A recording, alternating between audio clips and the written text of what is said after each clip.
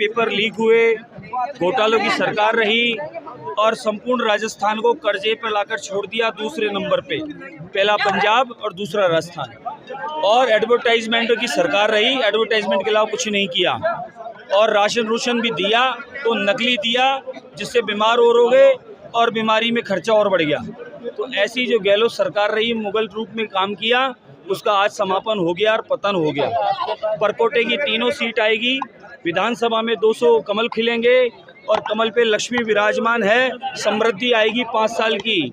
और नरेंद्र मोदी जी का जो सपना है प्रधानमंत्री जी का, सबका साथ सबका विकास और सबका विश्वास जीतते हुए हम सारे सामूहिक रूप से काम करेंगे। परकोटे की सबसे बड़ी समस्या, परकोटे में टूरिज्म बंद हो गया, जिससे अच्छी आमद थी। परकोटे के अंदर इस प्रकार का ट्रैफिक हो गया कि अब कोई गाड़ी घोड़ा चलाना मुश्किल है। 40,000 ई रिक्शा दिखते, बाकी कोई और कुछ नहीं दिखता। बहुत भारी समस्या। परकोटे में माताएं बहन अगर आती है कोई खरीदारी शॉपिंग के लिए तो वो सुरक्षित नहीं है। चैन पर्स तो बहुत आम बात है, उसके अलावा परकोटे में चलने की स्थिति नहीं रही।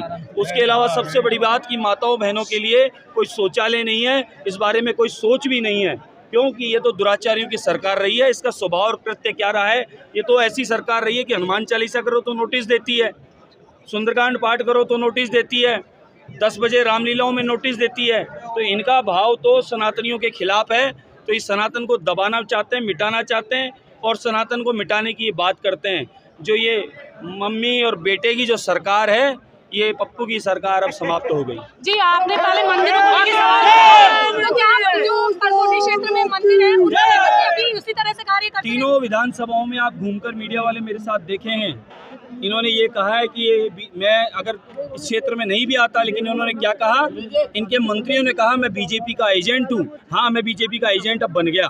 क्यों? कि तुमने ऐसा कहा, तुमने ये कहा कि बोले ये लोग झूठ बोलते हैं, झूठ फैलाते हैं, मंदिर यही तोड़ते हैं, यही मूर्ति खंडित करते हैं और यही झूठ फैलाते हैं, ये दंगे चाहते हैं। ये तुमने झूठ कहा और ये झूठ का पर्दाफाश हमने किया। हमने जा के दिखाया कि तुमने कितने मंदिरों को खंडित किया और कितने तुमने मंदिरों की जमीन को कब्जा किया और 2 जगह संतों को जान से मारा और कितने ही संतों को इस 4 साल में आप लोगों ने मारा, कितने ब्राह्मण पुजारियों की हत्याएं आपने करवाई। तो वो सब देख रहे हैं। तो अब सर्व समाज के लोग सामूहिक रूप से संपूर्ण राजस्थान में संकल्प ले चुके हैं कि जो ये कुशासन है, कहते हैं ना मोदी जी बार बार जो कहते हैं कि कांग्रेस मुक्त भारत, अब कांग्रेस मुक्त राजस्थान।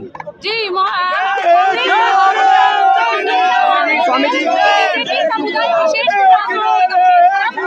देखिए, बीजेपी और मोदी सरकार का एक स्वभाव है, बार बार कहता हूँ, सबका साथ सबका विकास, वसुदेव कुटुंब की बात करते हैं, सर्वे भवन्तु सुखिनो की बात करते हैं कि हम सनातनी है।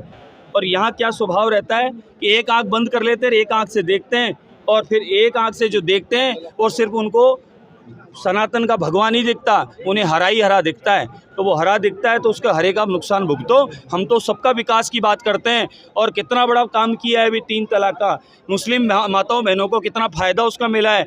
ये लोग कैसे कह सकते हैं? ये लोग करते हैं तुष्टीकरण की राजनीति। ये तुष्टीकरण की राजनीति अब सब समझदार हैं, आज के ज़माने के पढ़े लिखे लोग हैं, सब इनको समझ गए हैं। ये चाहते क्या? ये चाहते सिर्फ पंचर निकालो, इससे आगे तरक्की नहीं चाहते। हम तो फिर भी विकास चाहते हैं, लेकिन अब सनातन पर चोट करेंगे तो इनका अंत होना ही होना ये तय है। स्वामी जी लगातार साधु संत को आना पड़ रहा है राजनीति में। क्या लगता है कि इससे पहले राजनीतिक सुव्यवस्थित ढंग से नहीं चल रही थी? राजनीति हमारे भाजपा की तो बहुत अच्छी सी चल रही थी, कांग्रेस की गड़बड़ चल रही थी। पूरे 5 साल होटल में 5 स्टार में निकली है राजनीति और यही डर बना रहा है कहीं सचिन जी लेके न भाग जावें, कहीं गहलोत जी लेके न भाग जावें। काम तो कुछ किया नहीं, 5 स्टार होटल में मौज की है इन्होंने, सरकार के पैसे की, हमारे पैसे की, हमारे दिए हुए टैक्स की, और झूठा एडवर्टाइजमेंट के अरबों रुपया बर्बाद किया है और राजस्थान को कर्जे पर लाकर खड़ा किया है इन्होंने। आपके सामने 5 साल की समृद्धि आएगी जो बहुत लंबी चलने वाली है। केंद्र की और राजस्थान की डबल इंजन की सरकार, बराबर विकास का काम करेगी। और राजस्थान की जनता आपको राजस्थान के योगी के रूप में देख रही है। देखिए योगी जी योगी रहेंगे, मोदी जी मोदी रहेंगे, सब अपनी जगह अपने रहेंगे।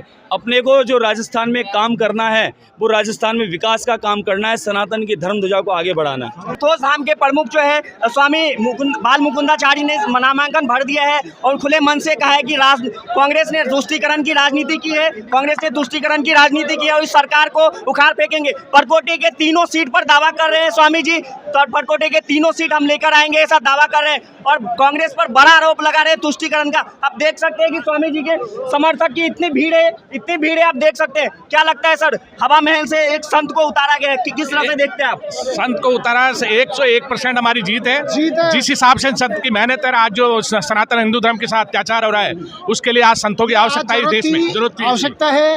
और संत समाज शुरू से ही पहले भी राजनीति में अहम रखते थे और आज भी।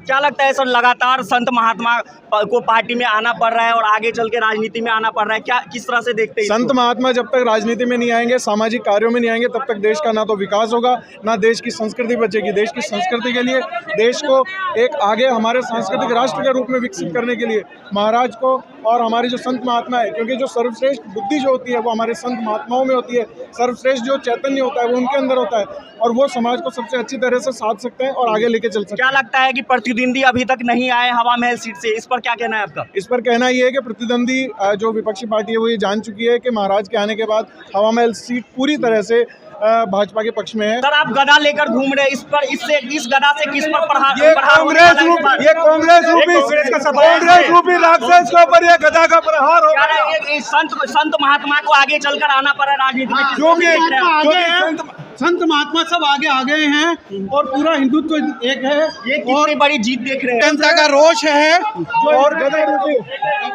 अजी छोड़ो भाई साहब, आप जनता में रोष है और इस बार एक तरफा बीजेपी सरकार आएगी। बीजेपी कितनी सीट की उम्मीद कर रहे हैं सर? हम तो 200 की सीट की चुनाव लड़ रहे हैं, 200 पे ही विजय की शुभकामनाएं देता हूं, धन्यवाद देता हूं कि आपने 12 सेशन में आज बुलाकर स्वागत सम्मान दिया और साथ में 27,000 अधिवक्ता और उनके परिवारजनों को आपने ये निवेदन किया है कि अधिक से अधिक मत देकर हवा महल विधानसभा और साथ ही पूरे राजस्थान में कमल का पुष्प फैलाना है। ये आप लोगों ने अपने यहाँ से संदेश दिया, मैं उसके लिए बहुत बहुत आप सबको धन्यवाद देता हूँ। आपका सदैव सहयोग रहा है और सहयोग के हम सदैव ऋणी हैं। साथ में हवा महल विधानसभा की हवा अब पूरे राजस्थान में चल चुकी है, यानी बालाजी की गदा अब चल चुकी है और पूरे राजस्थान में कमल खिलेगा। और हवा महल विधानसभा में पूर्व MLA साहब सुरेंद्र पारिक साहब का जो काम था वो काम पिछली सरकारों ने रोक दिया, विकास के काम रोक दिए, पट्टों के काम रोक दिए, सिविल लाइन, नालियाँ, ये सब कहा करा लेकिन कुछ किया नहीं।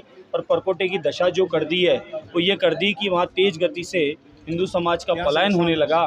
साथ में बहुत सारे मंदिरों को खंडित किया गया, मंदिरों की भूमि उसके आसपास के स्थानों को कब्जा कर लिया, शौचालय इत्यादि बना दिए। बहुत सारी समस्याएं हैं। परकोटे में टूरिज़्म बंद हो गया, व्यापार चौपट हो गया, परकोटे में कोई आना नहीं पसंद करता। तो इन्होंने जिस प्रकार का माहौल बनाया परकोटे को बर्बाद करने का, उस पर हम काम करेंगे। मैं धन्यवाद देता हूँ सम्माननीय राष्ट्रीय संत के रूप में काम कर रहे हैं प्रधानमंत्री नरेंद्र मोदी जी, जिनके काम को पूरा विश्व मानने लगा है, उनके काम का लोहा पूरा विश्व जानने लगा है और सनातन की धर्म ध्वजा को लेकर पूरे विश्व में वापस भारत का झंडा लहराने लगा है। उन्होंने विश्वास किया। मैं बहुत बहुत आभारी हूँ हमारे प्रदेश अध्यक्ष CP जोशी साहब का, प्रभारी जी अरुण सिंह जी का और प्रहलाद जोशी जी का, कि उन सब ने मिलकर एक पुजारी पर, एक अध्यात्म गुरु होने के नाते एक पूजा पाठ का कर्म करने वाले छोटे से कार्यकर्ता पर विश्वास करके काम दिया। हमारे भाजपा विचार परिवार में ये सबसे अच्छी बात है कि यहाँ किसी चाय बनाने वाले को भी बड़ा पद दे दिया जाता है और किसी लेखन का काम हो, हमारे पारिक साहब जैसे वकील का काम करते हो, विवेक जी जैसे हो, किसी को भी कोई पद दायित्व काम के लिए दिया जाता है। यहाँ पर कोई मम्मी बेटे और कोई बहन की और कोई जीजा जी की पार्टी नहीं है ये कि जहाँ पर कोई सोने की चम्मच वाला आदमी हो सिर्फ उन्हीं का सोचा जाता है। यहाँ पर तो एक छोटा सा कार्यकर्ता बन के काम करना पड़ता है। वह दिया कुमारी जी क्यों ना हो, वह वसुंधरा जी क्यों ना हो, वह अन्य कोई और नेता क्यों ना हो, यहाँ पर एक छोटे से छोटा कार्यकर्ता बनकर दरी बिछाने का काम करके शुरुआत करनी होती है और कार्यकर्ता बड़ा होने पर भी वह दरी बिछाने का काम करता है। तो हमारे यहाँ परंपरा तो सेवा की है, सेवा और काम की है या पद प्रतिष्ठा की नहीं है। तो ये सेवा का दायित्व है जो हम सबको करना होता है।